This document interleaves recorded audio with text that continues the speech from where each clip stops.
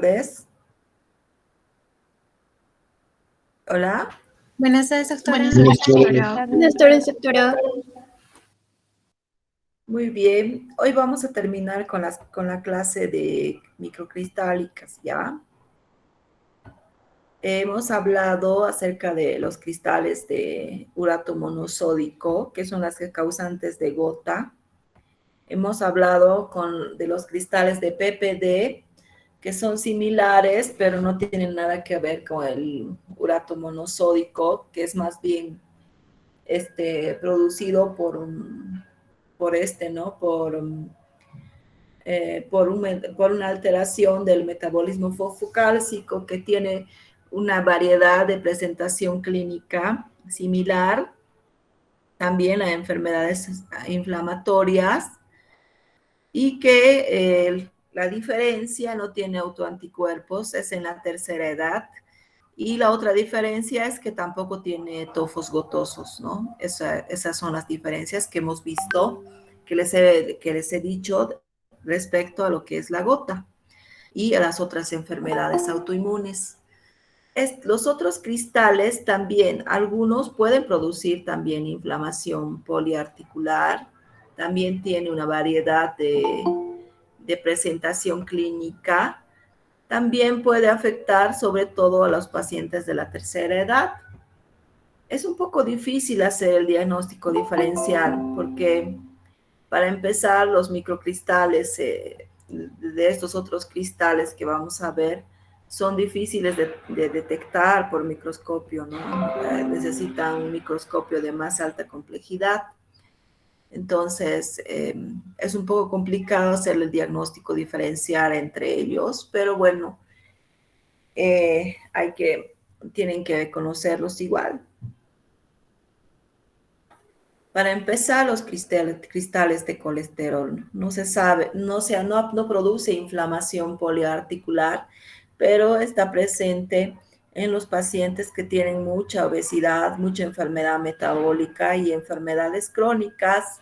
Se depositan generalmente dentro de los vasos sanguíneos, ¿no? En los pacientes que tienen aterosclerosis. En el microscopio se pueden ver como láminas rectangulares o cuadradas con muescas en las esquinas o agujas curvilíneas. Tienen birrefringencia intensa, elongación positiva o negativa más frecuente y son de 8 a 100 micrones aproximadamente, ¿no? Entonces, los cristales de colesterol no producen inflamación poliarticular, pero sí pueden estar dentro de los vasos sanguíneos como parte del ateroma depositados y pueden producirse a veces rupturas de esos cristales y con el consiguiente problema, ¿no? Vascular que esto puede causar. Entonces, estos cristales están en todas las enfermedades crónicas, osteoartrosis, lupus, artritis reumatoide también, en pacientes que tienen enfermedades como artritis reumatoide, tuberculosis, neoplasias, y se puede depositar también a nivel de las vainas, ¿no? Y formar xantomas en las arterias, en la aterosclerosis, hacer embolias de colesterol también.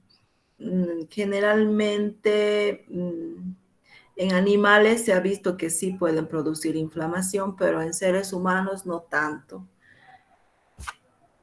Y son de esta manera, ¿no? Rectangulares, con muescas en las esquinas. No producen inflamación, como les estaba comentando, pero pueden depositarse en los tejidos, sobre todo en los vasos sanguíneos. Ya, esos serían los cristales de colesterol. Ahora, este otro conjunto de cristales también podemos ya englobarle un conjunto, enfermedad por depósito de fosfatos cálcicos. ¿Cuáles son los fosfatos cálcicos básicos? En su mayoría son la hidroxiapatita, los fosfatos octacálcicos, tricálcicos, dicálcicos, dihidrato y el fosfato de calcio y magnesio.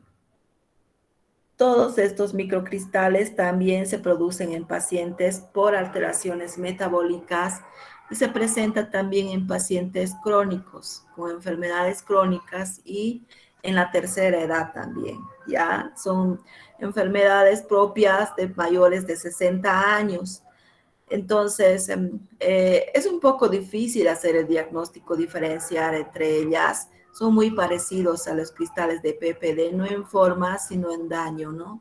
En daño a nivel de los tejidos, incluso pueden estar ambas, puede haber depósitos de cristales de hidroxiapatita y fosfatos octacálcicos, y puede haber cristales de PPD también en la articulación que está siendo dañada. Los cristales tienen un tamaño inferior a los límites de resolución de microscopio óptico y carecen de birrefringencia, lo cual es más difícil todavía separar el cristal, ¿no? Estas son las enfermedades que pueden causar los fosfatos cálcicos básicos, como por ejemplo la periartritis cálcica, las tendinitis, las bursitis, calcificación del cartílago costal, depósito articular, puede producir artritis aguda, artritis crónica, osteoartritis, hombro de Milwaukee, que es famoso, vamos a verlo de un ratito, que es la lesión que más puede causar este tipo de microcristales. Enfermedad mixta, tanto por fosfatos cálcicos básicos como por pirofosfato de calcio. Puede producir una osteocondromatosis sinovial y puede estar en pacientes con enfermedades crónicas y puede ser secundario a enfermedades del colágeno, todas las del colágeno. Sobre todo vamos a ver el tema de la esclerodermia y la dermatomiositis. La esclerodermia y dermatomiositis, como saben, tiene afectación del músculo, de la piel, tejido celular subcutáneo, ¿no ve? Entonces, estos pacientes cuando se cronifican pueden tener calcificaciones de hidroxiapatita en todo el cuerpo, sobre todo a nivel de los tejidos blandos, ¿ya? Ya cuando tienen sus lesiones, retracciones musculares y todo ese conjunto de daño alrededor de los tejidos, pueden estar llenos de este tipo de depósitos. También en pacientes con secuelas neurológicas, insuficiencia renal crónica, pacientes que se están hemodializando. Otro síndrome es el de Burnett, hiperparatiroidismo, hipervitaminosis D, sarcoidosis, también en pacientes que tienen algún tipo de carcinosis tumoral. Entonces, como pueden ver, los cristales de fosfatos cálcicos básicos, tanto como entre ellos la hidroxiapatita, ¿no?, que es parte de eso también, puede producir inflamación en las articulaciones, en todas las estructuras de las articulaciones. Y el más conocido por la lesión de este tipo de cristales es el hombre de Milwaukee, ¿no? Y también no olvidarse en las enfermedades neurológicas, en los pacientes con insuficiencia renal crónica, pacientes que tienen problemas endocrinológicos, calcinosis tumoral. Es un problema porque los pacientes con enfermedades endocrinológicas como el hipertiroidismo, hipotiroidismo y el hiperparatiroidismo sobre todo son enfermedades que normalmente conviven con este tipo de enfermedades microcristálicas también. Entonces, hay que estar bien atentos a los pacientes con este tipo de patología porque tienen una artrosis generalmente, a veces de presentación temprana a los 45, 50 años, y son bastante inflamatorios, ¿no? Entonces, el tratamiento en estos pacientes es diferente al resto. Se trata a veces como una enfermedad autoinmune de tipo cero negativo, porque uno tiene que hacer todo lo posible para evitar que el paciente tenga que tener alguna discapacidad, ¿no? Porque eso es muy complicado para poder manejarse en su diario vivir, ¿ya? Ahora, la periartritis cálcica, puede ser un depósito periarticular de material cálcico intratendinoso. Tiene una prevalencia, además desconocida, pero se cree que es más o menos 2,7%. Puede afectar a ambos sexos por igual, entre 40 a 60 años, más arriba de la tercera edad, arriba de los 60. Su etiopatogenia es desconocida, pero se cree que pueden haber factores asociados como los microtraumatismos, isquemias, factores metabólicos como la diabetes. Se relaciona con mayor incidencia de depósitos de periarticulares en el tendón de supraespinoso. Existen casos familiares también de estas enfermedades microcristálicas. Puede haber una periartritis aguda también, que puede ser producida por ruptura de los depósitos cálcicos y salida de los cristales al tejido periarticular. Dichos cristales son fagocitados y estarían provocando una liberación de mediadores inflamatorios. Este tipo de enfermedades microcristálicas, tanto como la PPD, producen mucha inflamación articular, incluso proliferación de la membrana sinovial. Entonces, como tal, merece la atención que necesita, ¿no? En cuanto a la medicación. Generalmente, el 70% va a tener afectación del hombro en el tendón supraespinoso y bolsa subacromial. Es responsable del 7% de los síndromes dolorosos del hombro. En el 50% son bilaterales los depósitos. Pueden ser, digamos, tres formas de presentación. Puede tener una inflamación aguda que aparece en forma espontánea, luego de un traumatismo leve, dolor intenso y tumefacción periarticular con limitación en todos los movimientos. O puede ser una inflamación crónica con distintos grados de incapacidad, ¿no?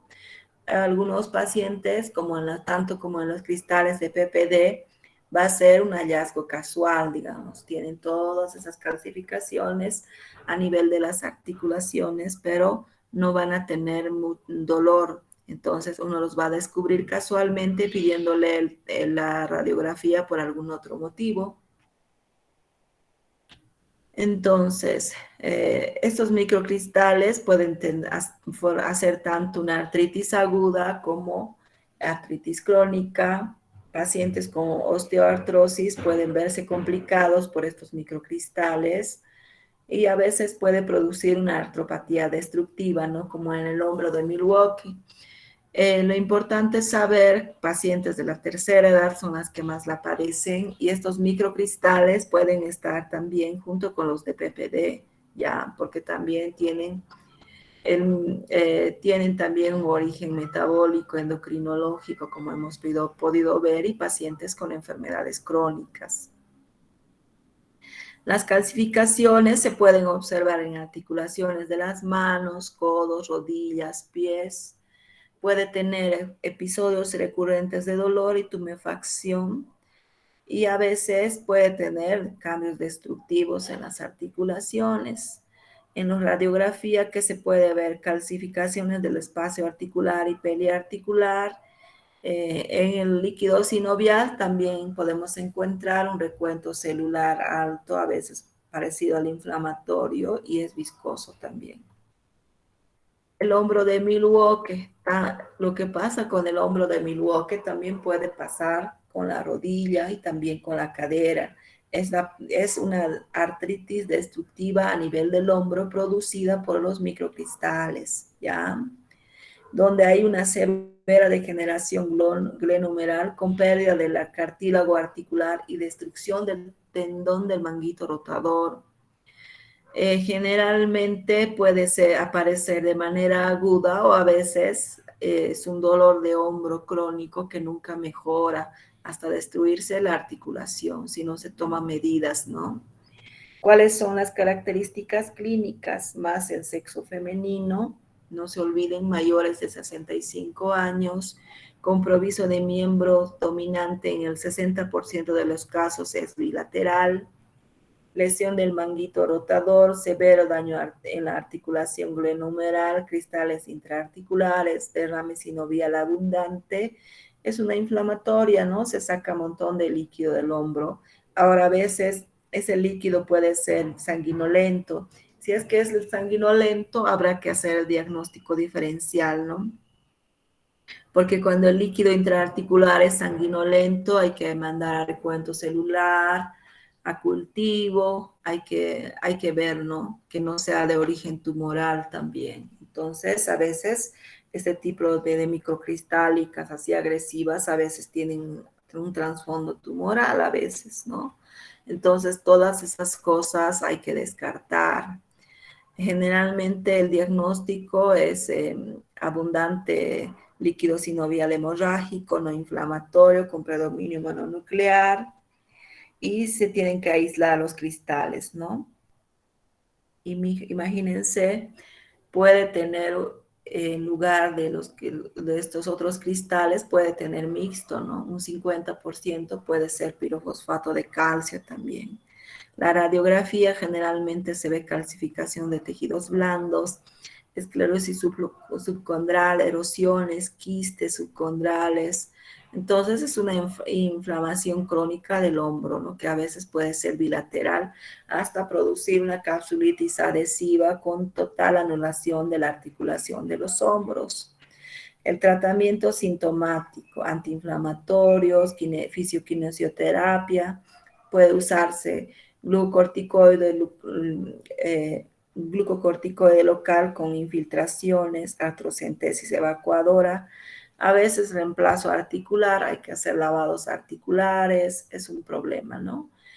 Entonces, puede haber ya en etapa crónica una periartritis calcificada de hombro. También este tipo de destrucción articular se puede presentar en la cadera, en los codos, en las rodillas, en las manos, en los discos intervertebrales. Entonces, puede ser también podridoxiapatita, ¿no? En todo paciente que tiene, digamos, una enfermedad crónica, ya de mayor tiene una osteoartrosis más agresiva de lo usual, siempre hay que sospechar de este tipo de microcristales, ¿ya? Que puede ser hidroxiapatita y demás cristales, microcristales, como los cristales de PPD. Entonces, el hombro de Milwaukee, generalmente depósitos de hidroxiapatita, ¿no? Tendinitis calcificada del manguito rotador, artritis glomerular, acá podemos ver las calcificaciones, y se trata, ¿no?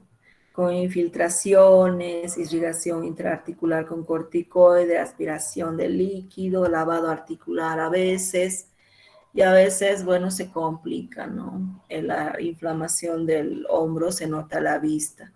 Hay que descomprimir la articulación, sacar todo el líquido intraarticular del hombro, ¿ya? Entonces, eso tienen que acordarse. Muy bien, muy bien. Ok, descansa un ratito entonces.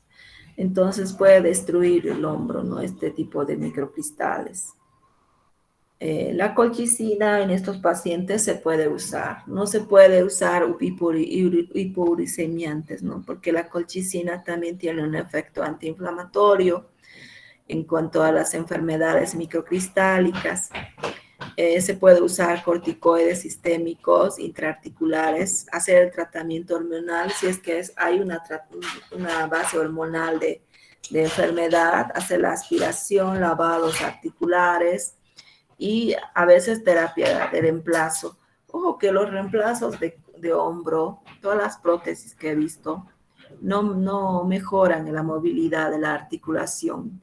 Los reemplazos articulares ayudan generalmente a que el paciente pueda hacer más tolerable su vida, ¿no? Porque cuando hacen el reemplazo articular definitivo en estos pacientes no tienen tanto dolor ya como a un principio. Entonces, hemos hablado de los otros microcristales, ¿no? Entre esos los fosfatos cálcicos básicos, hemos hablado de los cristales de hidroxiapatita. Entonces, hemos visto que también produce mucha inflamación articular, parecido a los cristales de PPD. Es casi imposible diferenciarlos y el tratamiento es similar, ¿no? El tratamiento es muy similar. Entonces, hay que hacer tratamiento a veces con inmunomoduladores también, porque, bueno, no mejoran, ¿no? A las infiltraciones muchas veces, no mejoran con AINES. Hay que ver también las comorbilidades. Es muy difícil tratar a estos pacientes porque tienen que darse cuenta que ya son pacientes mayores, ¿no? Entonces tienen todas las patologías que se puedan imaginar. Acá, no sé, por alguna razón, la mayoría de la tercera edad no viene con su lista de medicamentos, ¿no? Pero en otros países, como en Argentina, donde he tenido más tiempo de trabajar, generalmente tienen un listado de remedios que están tomando, ¿no? Acá no es tanto, pero igual no es porque no puedan tomarlo, sino que muchas veces no están diagnosticados adecuadamente, ¿no? Porque si estuvieran bien diagnosticados, seguro que cada uno estaría con 1 o 2 tabletas por día de cualquier medicación. Entonces, ahora la patología por cristales de oxalato de calcio, generalmente se eliminan mucho por riñón los cristales de oxalato de calcio, pero cuando falta el riñón y el paciente ha perdido el riñón y está en una diálisis permanente, ¿no? Puede ser una hemodiálisis o diálisis peritoneal. ¿Qué pasa generalmente? Acá en nuestro medio al menos, los pacientes tendrían que dializarse, digamos, si a uno le toca dializarse cada día, tendría que hacerlo. Ahora, si a uno le toca dializarse 1 vez por semana, tendría que dializarse 1 vez por semana. O 3 veces por semana tendría que hacerse la hemodiálisis cada 3 veces por semana. Pero ustedes saben perfectamente que los pacientes a veces saltan los turnos de hemodiálisis que tienen que hacerse, la mayoría por factores económicos, ¿no? Porque a pesar de que es gratuito, tienen que comprarse los famosos filtros para el diálisis y algunos medicamentos que tal vez no les cubre el seguro, entonces por ese motivo a veces saltan, ¿no? Y los cristales de oxalato de calcio se pueden acumular tanto en los tejidos como en las articulaciones. Pueden producir artritis aguda, crónica, bursitis o tenosinovitis.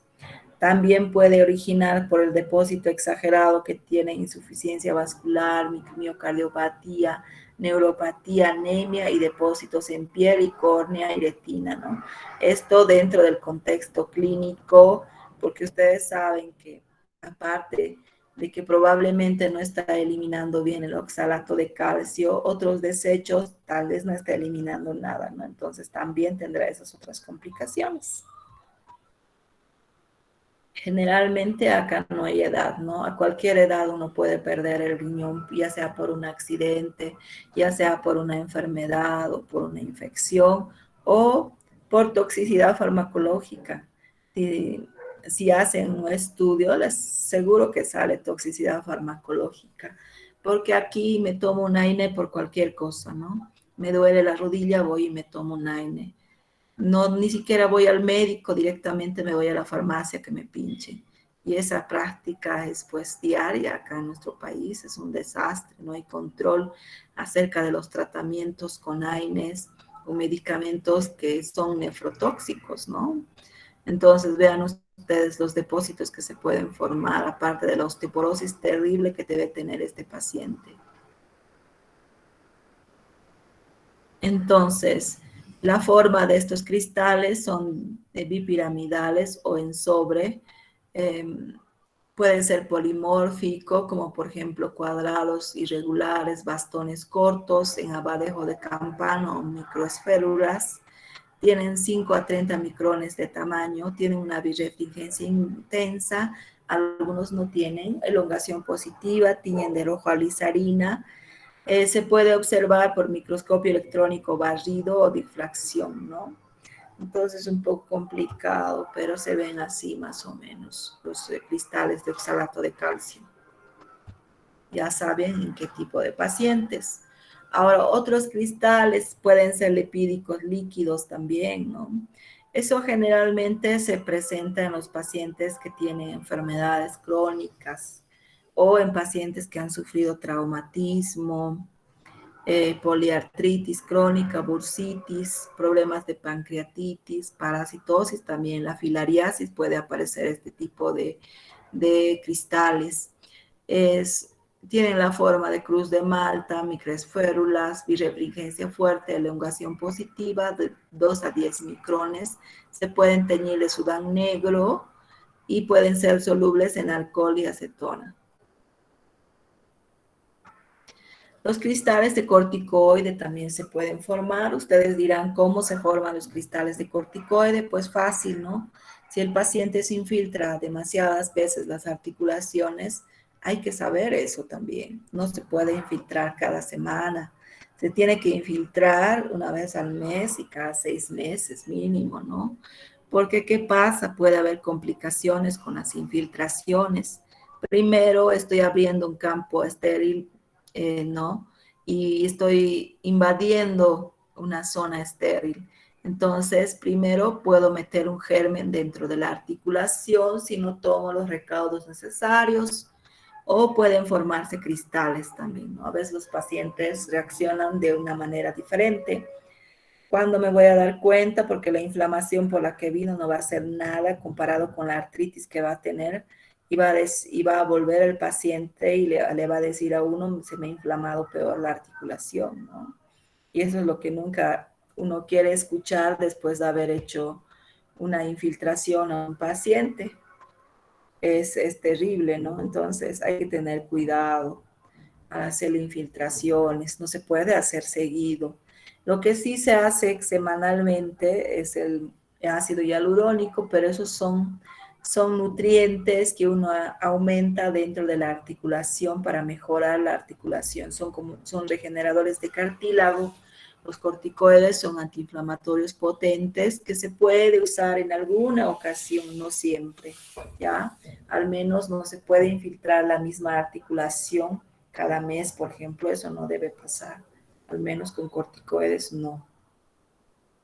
Ahora, los cristales de inmunoglobulina y crioglobulinas tienen forma, pueden ser hexagonales, poligonales, romboidales, miden de 6 a 30, de 3 a 60 micrones. Generalmente se asocian a artritis aguda, poliartritis crónica erosiva, enfermedades tumorales como mieloma múltiple y crioglominemias, ¿no? Esto es, obviamente, seguramente no van a verlo nunca, pero es para que sepan nada más, ¿ya? Entonces, los cristales de hemoglobina y cristales de hemantoidina también existen, ¿ya? Entonces, tienen todas estas medidas microscópicas. Generalmente pueden presentarse en pacientes con hemartrosis, anemias falciformes. También en sangre normal pueden aparecer este tipo de cristales. Y por último, los cristales de Charcot-Leydig. Estas se forman por la fosfolipasa B en citoplasma de eosinófilos y basófilos, tienen forma hexagonal o bipiramidal, birefringencia débil, elongación positiva o negativa, miden más o menos de 15 a 25 micrones, pueden teñirse de color púrpura con Giemsa y eosinofílicos con hematoxilina y eosina. Aparecen generalmente en pacientes con artritis alérgica, síndromes hipereosinofílicos y vasculitis asociada a eosinofilia, ¿ya? Entonces, no se olviden, los microcristales como los hidroxiapatita y los fosfatos cálcicos básicos producen también inflamación articular similar a los cristales de PPD. Hay que hacer el tratamiento similar que en las microcristálicas por PPD. Pacientes mayores, generalmente mayores de 60 a 70 años, que tienen una artrosis que normalmente no responde, digamos, a los antiinflamatorios, que es más agresivo, que se parece mucho a un autoinmune, pero no es un autoinmune. Entonces hay que pensar en este tipo de enfermedades microcristálicas sobrepuestas y se hace el tratamiento. No es fácil, como les estaba comentando, pacientes sobre todo de la tercera edad es muy complicado. Yo, por ejemplo, tengo una paciente de 60 años que tiene una diabetes, tiene insuficiencia renal, aparte su diabetes ya está con insulino dependiente ya es, y aparte es muy hipertensa, entonces no puede usar corticoides, no puede usar AINES, ¿no? Es complicada la paciente. Entonces, ¿qué hago? Uso inmunomoduladores. A un principio sufrió porque no respondía todavía rápido a los inmunomoduladores, pero una vez que ha respondido a los inmunomoduladores, está chocha, ¿no? Ya puede caminar, ya puede dar sus paseos, porque antes la pobrecita no caminaba y cada vez era lo mismo, sacar líquido de las rodillas, sacar líquido de las rodillas. Otra cosa, porque no se puede tampoco infiltrar a los pacientes que tienen una diabetes descontrolada, ¿no? Porque igual se absorbe y puede sorprenderlos con una cetoacidosis diabética, entonces es complicado. O si le das mucho AINEA también su riñón, ¿no? Claudica porque ella ya tiene principios de nefropatía renal. Bueno, eso sería, con esta clase terminaríamos las microcristálicas. ¿Tienen alguna pregunta? Hola. Bueno, chicos, que les vaya bien entonces. Nos vemos la próxima clase. Bueno, hasta luego. Hasta luego. Hasta luego, doctora. Hasta luego, doctora.